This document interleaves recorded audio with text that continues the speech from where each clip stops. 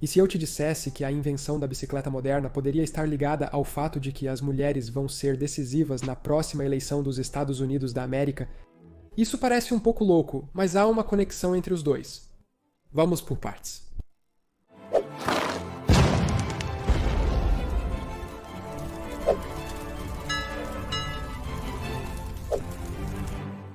A propósito, cerca de 12 de vocês se juntaram ao meu Patreon desde o último vídeo, então estou muito feliz com isso. Eu tinha uma lista de vídeos que fiz antes de começar a mostrar meu rosto no canal, e então esses ainda são vídeos sem rosto, mas vou postá-los como exclusivos do Patreon uma vez por mês. O primeiro acabou de sair, então se você quer ter acesso a esse conteúdo exclusivo, além de todos os outros benefícios, certifique-se de se juntar ao Patreon também. Nas eleições presidenciais de 2016 e 2020, e de acordo com todas as previsões, isso vai acontecer este ano também em 2024, as mulheres desempenharam um papel-chave na decisão do vencedor. A votação entre as mulheres está em seu auge, acima da participação masculina em ambas as eleições. Se apenas as mulheres pudessem votar, elas decidiriam o vencedor e a diferença de um partido para outro seria gigantesca. Não discutirei o motivo disso, pois não estou aqui para falar de preferência política, mas essas estatísticas mostram o poder político e a influência das mulheres. Nas eleições de hoje, as mulheres têm poder de voto, porém, nem sempre foi assim. Algumas votaram na época da Revolução Americana, quando os Estados Unidos da América se tornaram uma nação soberana, mas rapidamente perderam esse direito, só o recuperando por volta de 1920. No início, é importante notar que o sufrágio feminino não era definido por lei, concedendo esse direito às mulheres independentemente de sua condição. O voto para as mulheres era muito raro e geralmente era reservado para viúvas que haviam herdado a propriedade de seus maridos. Na República Inicial, em Nova Jersey, as mulheres tiveram o direito de voto até 1807, sendo uma exceção específica. O voto foi um direito arduamente conquistado que levou décadas de luta, protesto, demandas e sacrifícios para garantir. Então, neste vídeo, vamos aprender como as mulheres conseguiram votar nos Estados Unidos da América, como esse processo está curiosamente ligado ao desenvolvimento da bicicleta moderna e como o poder eleitoral das mulheres hoje é maior do que nunca. Ao meu lado neste vídeo estará o Dr. Ercab Zumek, autor e professor na Universidade do Texas, que se concentra na história dos Estados Unidos da América e que é o criador do CleoVis, a ferramenta de linha do tempo que vou usar neste vídeo, juntamente com Evelyn Jackson, outra acadêmica que também trabalha com o CleoVis. A jornada do sufrágio feminino nos Estados Unidos é uma história de transformação política, social e cultural, com símbolos de independência e progresso surgindo de maneiras inesperadas. No século XIX, um desses símbolos era, curiosamente, a bicicleta. Porque antes da invenção das bicicletas movidas a pedal, a mobilidade das mulheres era fisicamente limitada, um símbolo, se quiser, de suas limitações sociais e políticas também. Durante boa parte do século XIX, normas sociais impunham que o comportamento, vestuário e movimento feminino fossem contidos, seguindo rigorosos ideais vitorianos de feminilidade e domesticidade. Porém, a introdução das bicicletas, especialmente a penny farthing e posteriormente a bicicleta de segurança, permitiu às mulheres desafiar essas normas. A bicicleta penny farthing, nomeada após as moedas britânicas penny e farthing, sendo o penny muito maior que o farthing, com sua enorme roda dianteira e pequena roda traseira, não era um veículo fácil de se andar.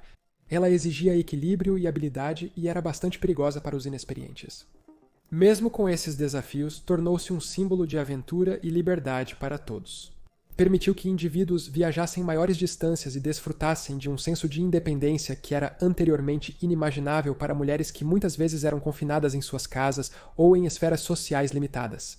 A bicicleta representou o início de uma quebra desses papéis de gênero tradicionais. Pode parecer bobo hoje, mas isso mostra o quão limitada era a mobilidade das mulheres naquela época. Peço paciência por um momento antes de chegar à parte do sufrágio da história, pois a conexão com as bicicletas não acaba aqui. Porque não foi até a invenção da bicicleta de segurança nos anos de 1880 que as mulheres realmente começaram a tirar proveito do ciclismo.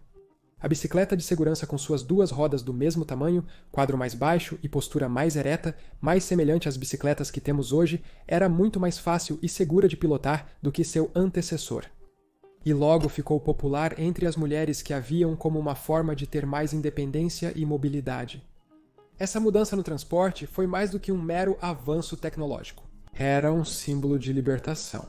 Susan B. Anthony, uma das principais figuras do movimento sufragista feminino, comentou famosamente que o ciclismo fez mais para emancipar as mulheres do que qualquer outra coisa no mundo. Para ela, e muitas outras, a bicicleta era mais que um meio de transporte, era uma ferramenta para derrubar barreiras sociais.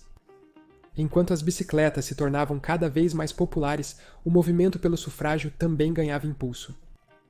Anthony e Elizabeth Cady Stanton fundaram a Associação Nacional pelo Sufrágio Feminino.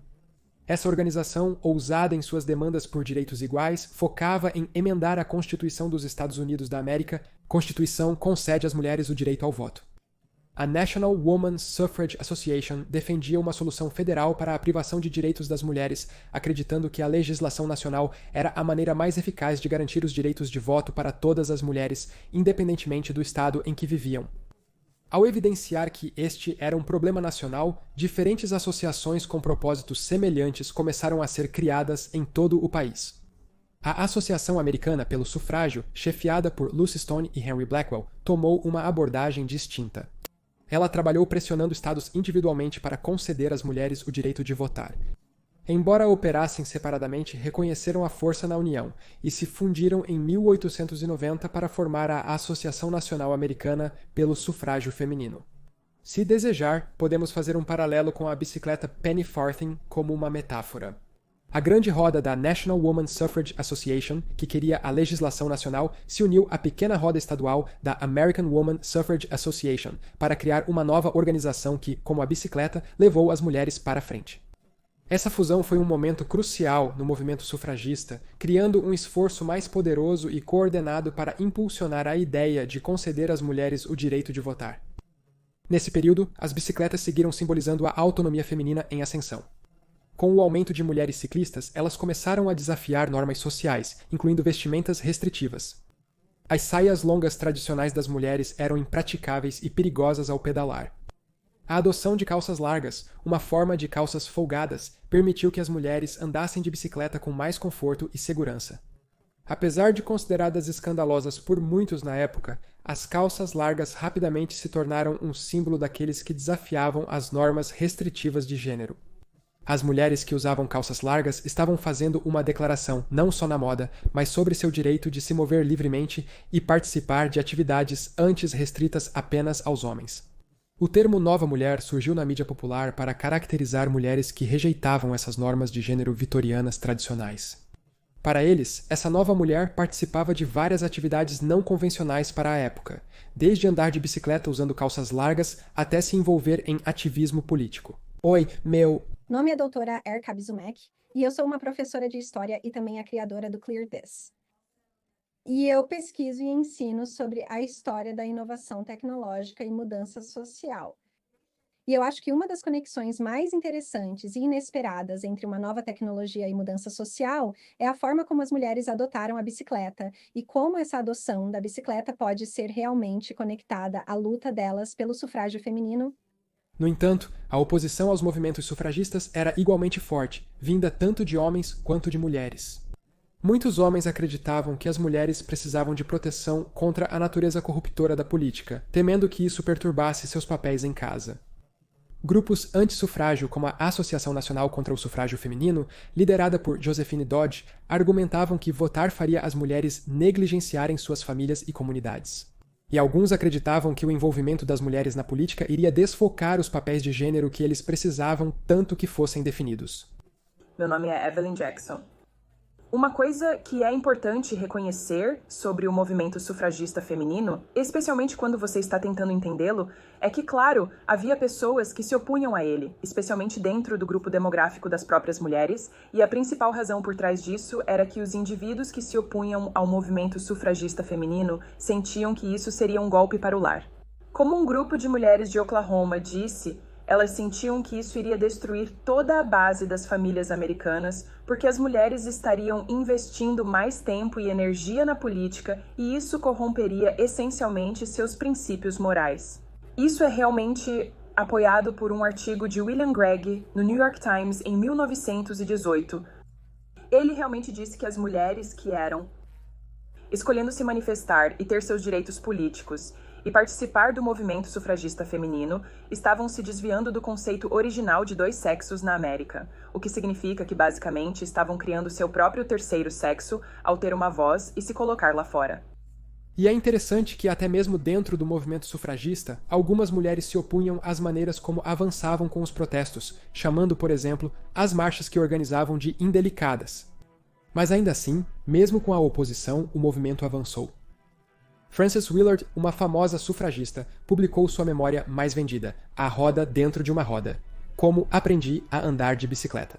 No livro, Willard chamou a bicicleta de um novo instrumento de poder que permitia às mulheres se envolverem com um mundo mais amplo. Willard era uma defensora da temperança, mas também acreditava que a luta pelo sufrágio feminino estava profundamente ligada às reformas morais e sociais necessárias para a época. É evidente que não foram só as bicicletas que motivaram as mulheres a lutar pelo direito ao voto. Se não tivessem sido inventadas, algo mais teria assumido esse papel. Mas como as coisas aconteceram, as duas causas se tornaram ligadas. Porém, nem todas as sufragistas gostaram dessa associação. No entanto, conforme mais mulheres adotavam o ciclismo, começaram a formar comunidades em torno dessa nova atividade. As sociedades de ciclismo feminino surgiram por volta do século XIX, proporcionando às mulheres um espaço para se reunirem, praticarem ciclismo juntas, compartilharem suas frustrações com a sociedade e, principalmente, se organizarem. Assim, essas sociedades não se limitavam ao ciclismo, eram sobre solidariedade e apoio mútuo na luta mais ampla pelos direitos das mulheres. A bicicleta se tornou um ponto de encontro para as mulheres que buscavam maior independência em todos os aspectos da vida, incluindo o direito ao voto. Algumas afro-americanas também viam isso como uma forma de lutar por sua igualdade na sociedade. Kitty Knox, uma renomada ciclista. Na época, uma jovem mulher afro-americana afirmou seu direito de se juntar a uma associação de ciclismo toda branca em Boston. Entre outras coisas, ela insistiu em usar uma bicicleta comercializada apenas para homens. E, ao mesmo tempo, a instituição de Willard da União Cristã de Temperança das Mulheres também nos mostra como esse movimento não era exclusivo de um grupo de mulheres não conservadoras, era uma causa comum a todas elas. O papel da União Cristã de Mulheres pela Temperança no movimento sufragista não pode ser subestimado.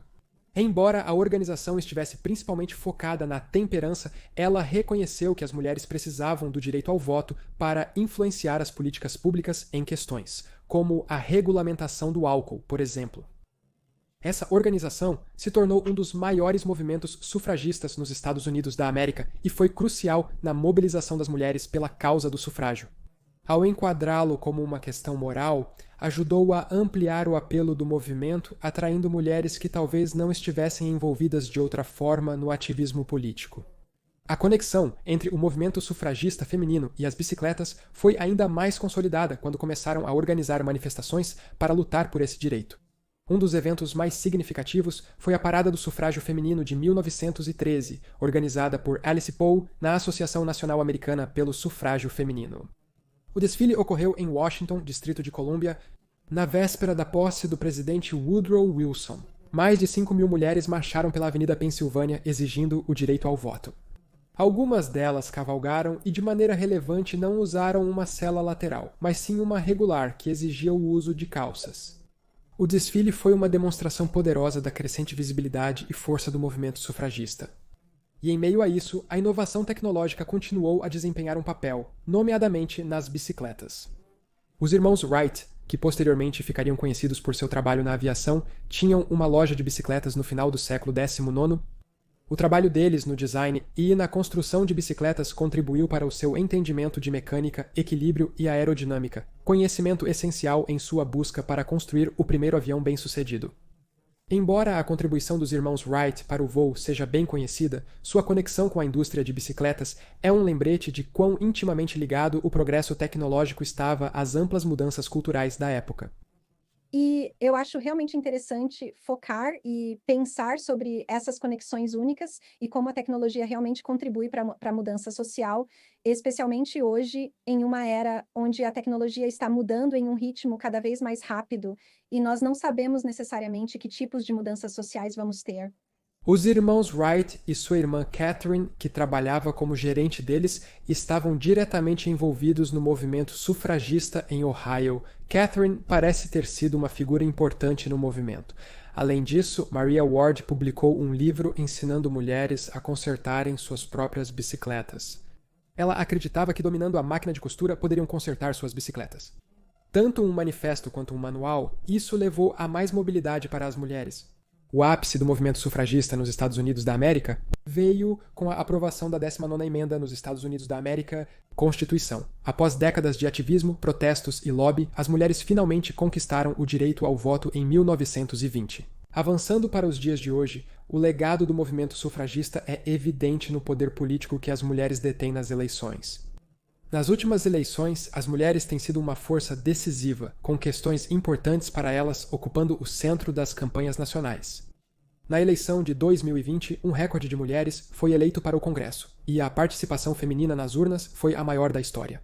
À medida que nos aproximamos da eleição presidencial de 2024, está claro que o poder das mulheres que votam será mais importante do que nunca.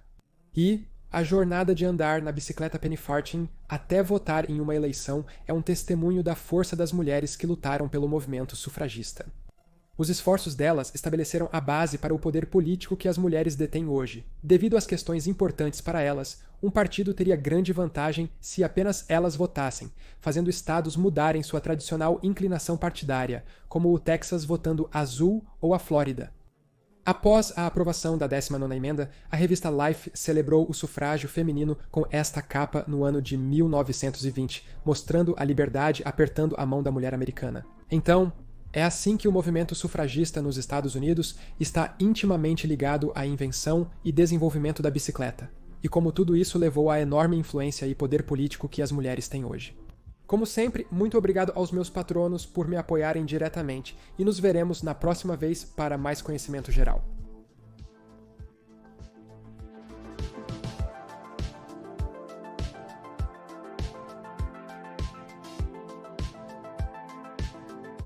O avião está tão alto. E temos janelas novas, sabe? E ainda está muito alto. De qualquer forma, hoje não estou usando uma caneca Moomin. Estou usando esta caneca do pônei saltitante do Senhor dos Anéis. Não é tão bom quanto eu esperava. Eu pensei que isso seria de metal, e é como algum tipo de plástico e meio que a cola está saindo, mas de qualquer forma é legal. É do Senhor dos Anéis, então